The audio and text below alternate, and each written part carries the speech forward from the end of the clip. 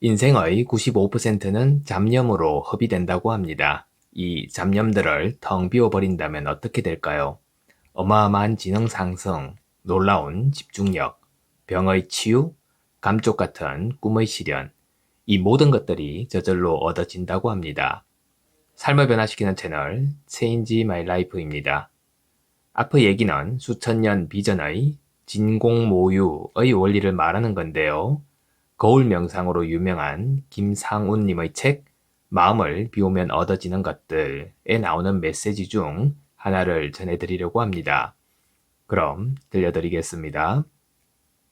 목표 달성 직전에는 반드시 진공이 있습니다.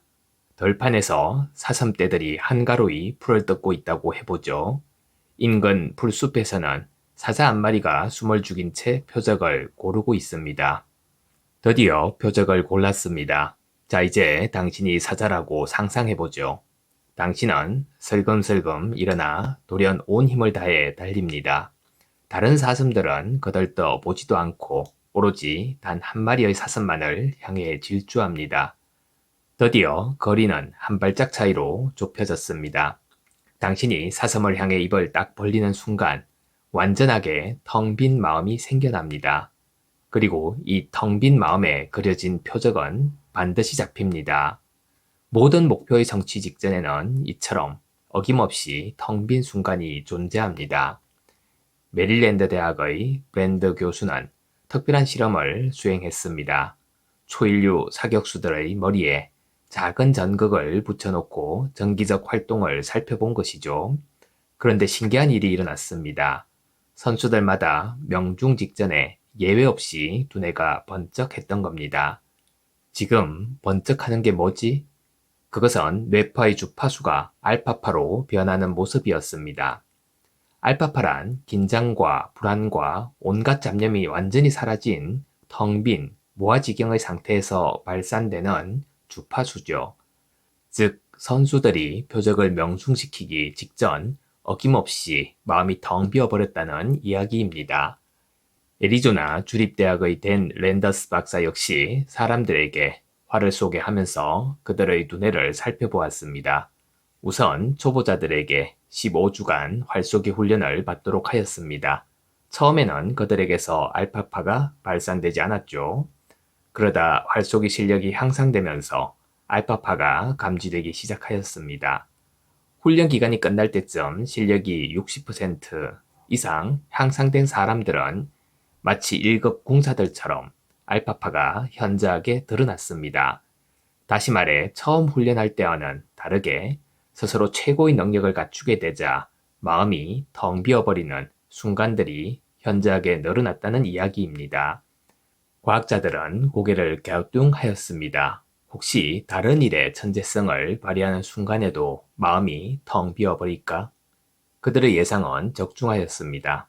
비행기 조종사든 음악가든 의사든 CEO든 누가 어떤 일을 하든 최고의 능력을 발휘하는 순간에는 예외 없이 마음이 텅 비어버리는 것을 발견했던 겁니다.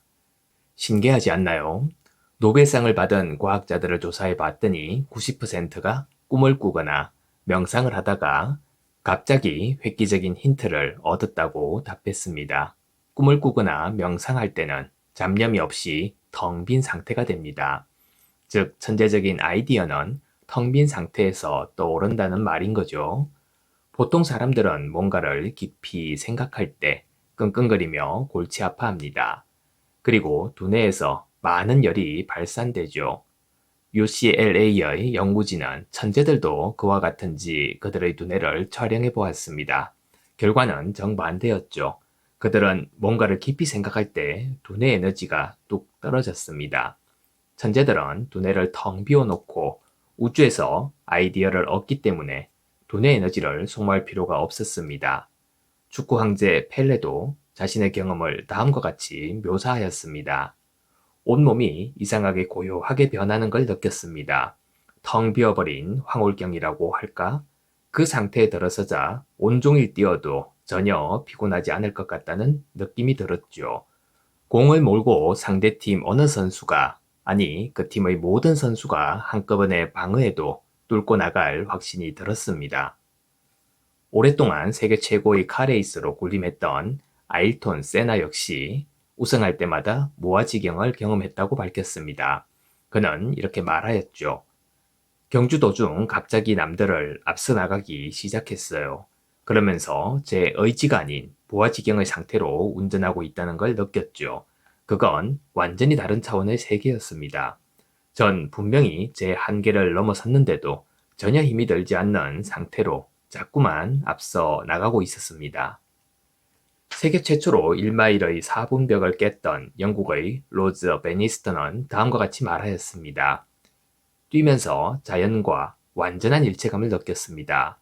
제 몸과 자연의 경계가 완전히 사라져 제 자신은 텅 비어버렸다는 생각이 들었고 그때부터 피곤함을 느낄 수가 없었죠. 이처럼 텅 빈 상태에 빠지면 모든 게 물 흐르듯 수월해지고 그러면서 최고의 능력이 발휘됩니다. 텅 빈 상태란 나를 완전히 망각한 상태입니다. 텅 빈 마음과 텅 빈 우주가 서로 통하는 상태인 거죠. 세계적인 천재들의 악명 높은 건망증도 마음을 텅 비운 탓이었습니다. 천재 음악가 슈베르트는 자신이 심혈을 쏟아 작곡한 곡을 까맣게 잊을 만큼 몽땅 비운 채 몰입하였습니다. 그가 작곡한 곡들은 그보다 29년이나 연상이자 당시 명가수였던 요한 미하일 포글이 부르는 경우가 많았는데요. 그날도 포글은 슈베르트가 작곡한 가곡을 부르고 있었습니다. 노래가 끝나자 슈베르트가 포글에게 물었다고 합니다. 참 좋은 곡이네요. 누가 작곡했죠? 포글은 잠시 어이없다는 듯 쳐다보더니 대답했습니다. 여보게, 자네가 바로 2주 전에 작곡한 곡도 기억 못하나? 슈베르트는 본의 아니게 자신의 곡을 자화자찬한 꼴이 되었던 거죠. 불과 31세의 꽃다운 나이에 요절했던 그는 그 짧은 일생을 살면서 무려 1000곡 이상을 작곡했습니다. 이렇게 몰두하다 보니 자신이 작곡한 곡마저 까맣게 잊었던 것이죠. 베토벤도 자신의 곡을 연주하는 사람에게 다가가 괜찮은 곡인데 누가 작곡한 거죠? 하고 묻곤 하였답니다. 화장실에 갔다가 바지 단추를 잠그지 않은 채 무도회장에 들어가는 일도 다반사였다고 하죠. 아인슈타인도 어느 날 대서양을 오가는 호화 여객선 리셉션 룸에 난데없이 꼬질꼬질한 잠옷바람으로 호련히 나타난 적이 있었다고 합니다. 리셉션 룸에서는 신사숙녀들이 정장 차림으로 파티를 즐기던 와중이었죠.